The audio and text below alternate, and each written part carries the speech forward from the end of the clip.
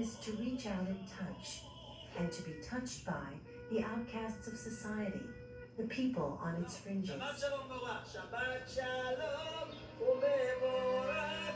Shabbat shalom, umevorat. Shabbat shalom, umevorat. Be they lepers, Samaritans, prostitutes, or tax collectors, he had no regard for a person's social status or gender. He knew the human heart with all its folly and foibles, but when he detected genuine repentance, he never hesitated to extend forgiveness and love, and thereby to reconcile the individual to God.